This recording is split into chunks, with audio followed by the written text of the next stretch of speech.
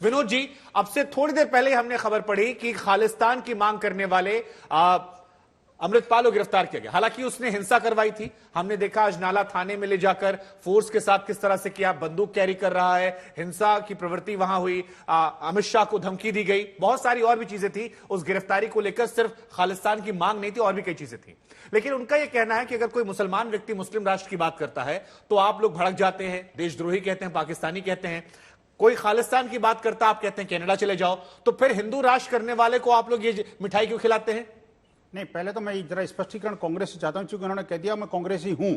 और ये क्या कांग्रेस का स्पष्टीकरण बयान है कि जो हिंदू राष्ट्र की मांग करेगा वो देशद्रोही है? ये जरा कांग्रेस स्पष्ट करे। सोनिया जी और राहुल जी को बताना ठीक है, ये सवाल हम पूछ लेंगे। और देखिए अब एक सवाल आपसे पूछा गया, ये बहुत गंभीर मामला है, ये बहुत गंभीर बात कही है उन्होंने। आचार्य जी बताते हैं और संत भी कहते हैं, और हिंदू राष्ट्र देशद्रोह होगा। हिंदू राष्ट्र की मांग करना या हिंदू राष्ट्र बताना क्या देशद्रोह हो गया? आचार्य जी कैसी बात कर रहे हैं आप? आपको क्या हो गया? कांग्रेस में जाती है, आपको मतांतरण हो गया क्या? ये बड़ा ताज्जुब हो रहा है मुझे लगा है। आप मुझे बताइए, हिंदू राष्ट्र के अंदर और मुस्लिम राष्ट्र के अंदर कोई अंतर नहीं है क्या? कमाल की बात है।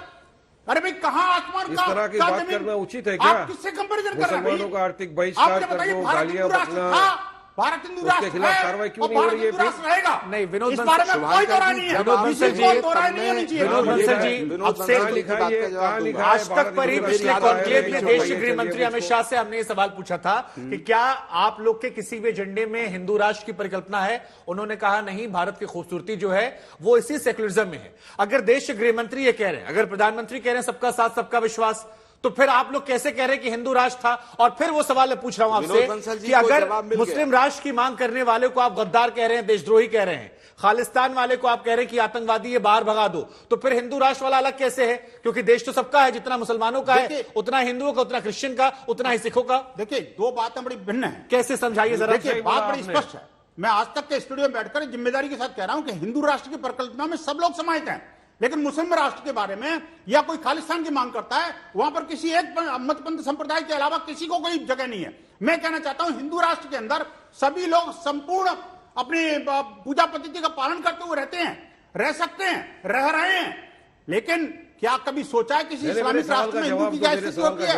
क्या किसी और सांप्रदायिक राष्ट्र होता है? आपकी सोच में क्या स्थिति होती है? देश की सरकार तो इत्तेफाक नहीं रखती है, बीजेपी के तो एक भी नेता ने नहीं कहा यह बात। नहीं, मैं कहता हूं बीजेपी ने कहां मना किया? मैं कहता हूं देखिए, तो फिर आप में और अमृतपाल में क्या अंतर रह गया? नहीं, उनके भी कुछ समर्थक हैं। बात करो सभा, कैसे आप अंतर करें? आप बात को समझ नहीं रहे। इसका मतलब आप देखिए, हिंदू राष्ट्र की परिकल्पना को नहीं समझ रहे। हिंदू राष्ट्र कोई भौगोलिक विषय नहीं है, कोई बहुत रेलिवेंट क्वेश्चन किया आपने। हिंदू राष्ट्र की परिकल्पना सांस्कृतिक परिकल्पना है।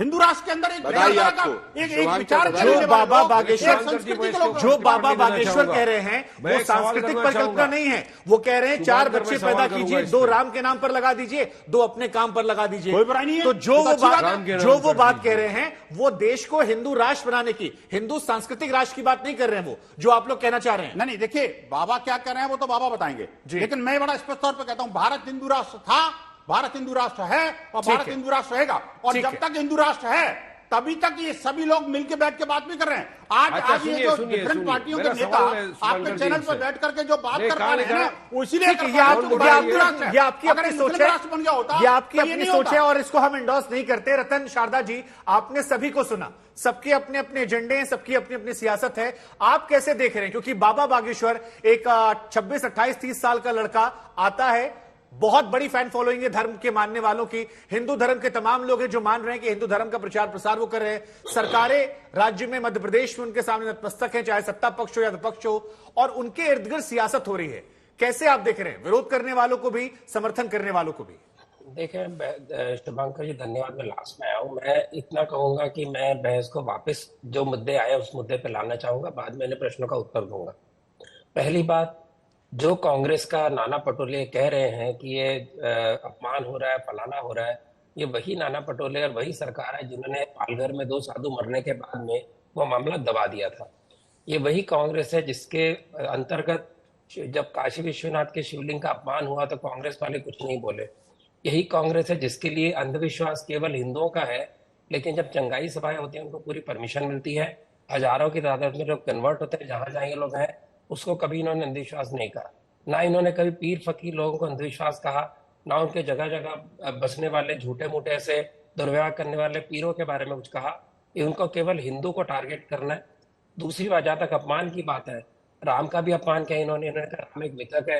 ये सारे प्रकार जो है, तो आज इनको अचानक ये अपमान और मान अपमान की बात आ रही है, मुझे समझ नहीं आता। इनका मेन मुद्दा है कि जो ये जो क्या है धीरेन्द्र ब्रह्मचारी, मैं इनका फॉलोअर नहीं, ना इनकी मैं प्रशंसा करने वाला मैं हूँ, थोड़ा बहुत सोशल मीडिया पे देखा। इनका समस्या क्या है कि कन्वर्जन रोकते हैं, घर वापसी करते हैं। सारी समस्या सेक्युलर लोगों की ये है।